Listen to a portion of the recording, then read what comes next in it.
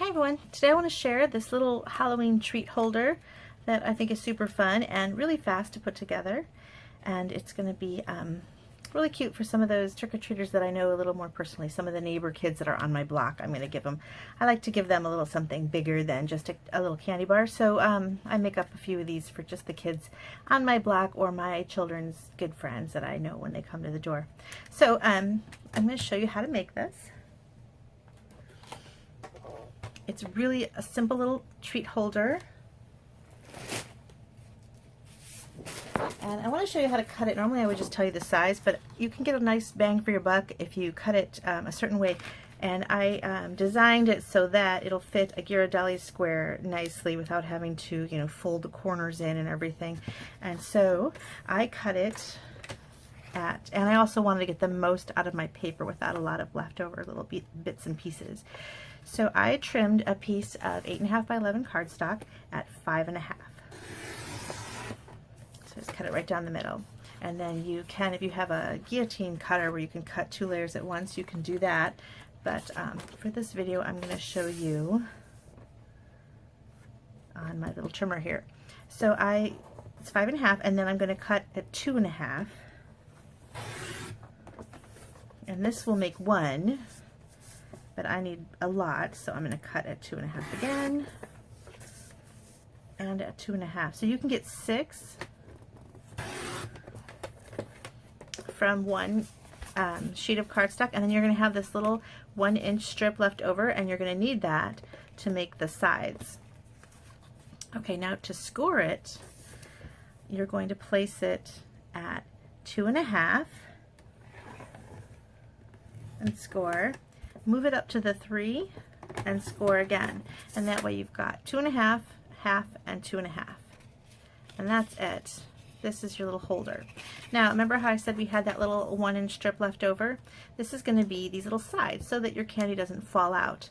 So hang on to this little 1-inch strip, and how you're going to score that is you're going to put it at the 1/2-inch mark and score.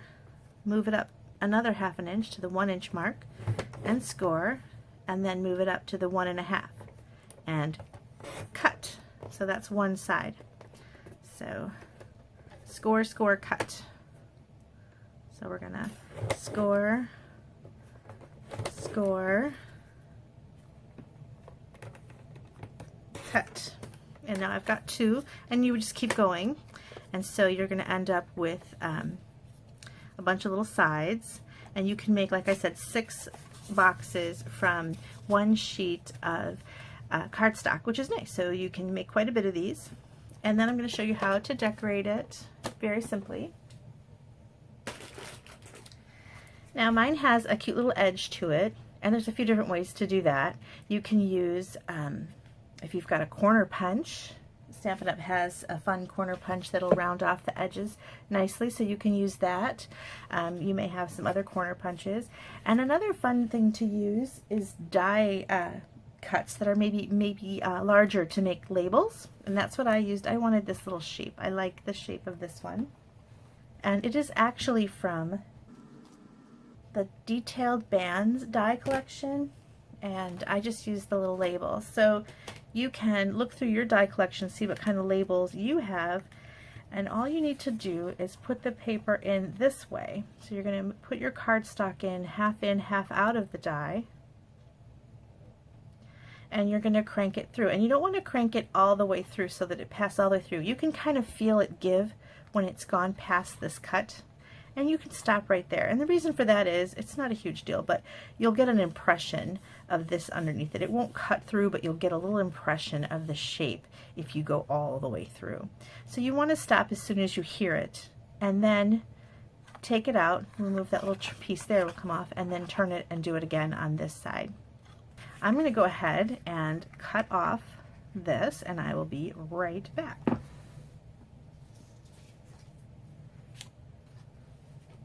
Okay, here is my piece already cut off on both sides. So now I'm going to take a hole punch and go ahead and punch your hole.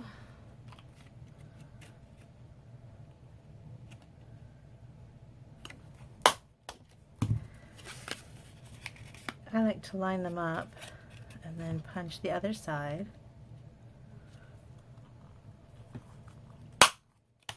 There you go. Now I've got a little piece of spooky spider web, and this is actually from the Monster Bash Designer Series paper. Super cute Halloween paper. Grab some of that. And we're going to go ahead and layer that down. As so. And then this cute little pumpkin. You might have seen some other projects that I've made this week with this cute little pumpkin stamp. It's from Harvest Hellos. It has both a pumpkin and an apple. Super fun. I love that. We're going to use pumpkin and the jack-o'-lantern face, as well as the pumpkin leaf and the stem. So on a piece of pumpkin pie cardstock, I'm just going to go ahead and stamp my pumpkin in pumpkin pie ink. Can't get any simpler than that. And then using some black, I'm going to add a little jack-o'-lantern face.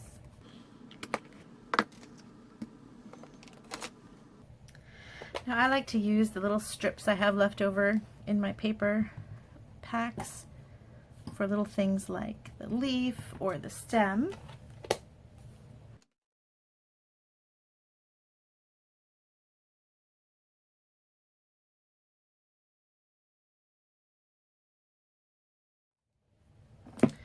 And the favorite thing about this, the matching punch. So go ahead and punch out your pumpkin.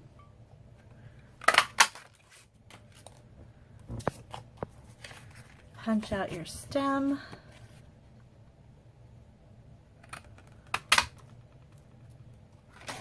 Now the punch only cuts out what I call the apple-shaped leaf, not the pumpkin leaf. So I just fussy cut that. It's pretty simple.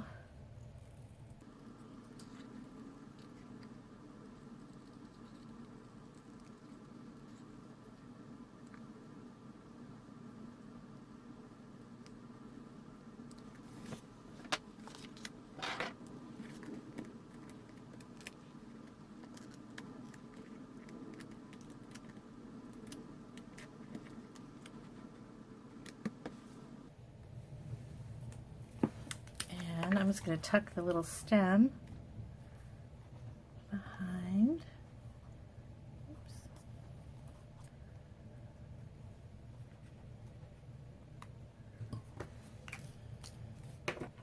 Now the Trick or Treat is from the Itty Bitty Greetings set, which is a really awesome set to have. It has it's a 2-box set with 32 stamps. It's got just about everything you can think of: Mother's Day, Father's Day, baby, wedding, engagement. Really nice. And this Trick or Treat. And for that, I just found a little scrap of Whisper White, and I want it to be even smaller, so I'm going to just cut it out and make it even skinnier. And I'm going to flag the ends.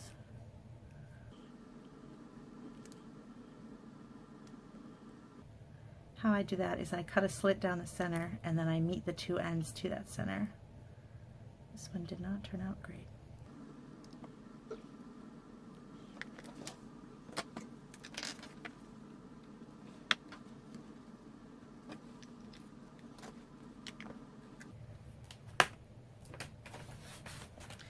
Now for your sides, you need 2 of those little pieces that we cut earlier.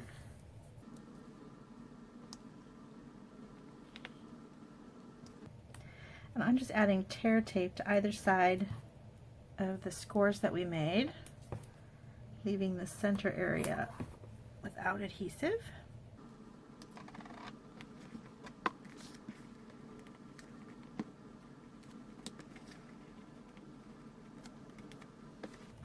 Okay, and you're just going to go ahead and fold these into a little U and slide it right inside of your treat holder.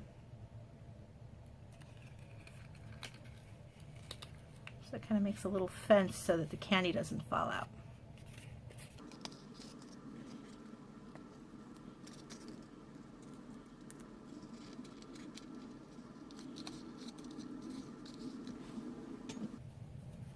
So you can stick your favorite candy in there. I'm using those Ghirardelli squares and adding a little bit of ribbon, and you can just tie a little bit of ribbon. I'm using black scallop trim. It's new in the holiday catalog by the Halloween items. And oops, you know what? I like to do it where I go in both pieces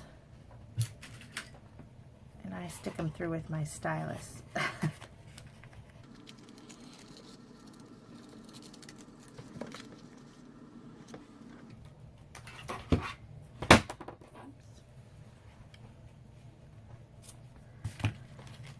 And then I bring these two forward, I just tuck them right through that loop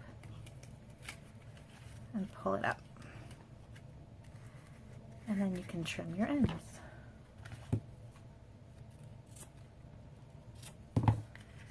And there you have it, your cute little trick-or-treat candy holder.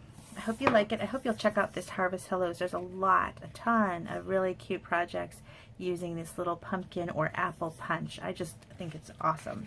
And it's a nice size too. It would be great for scrapbook pages. So there you have it. Let me retie this one and then I'll have another one done. Except I forgot to put candy in the other one. There you go. It's very inexpensive and I think you can get a lot of them done pretty quickly. Super cute. Thanks for watching. Hope you enjoyed it. Bye-bye.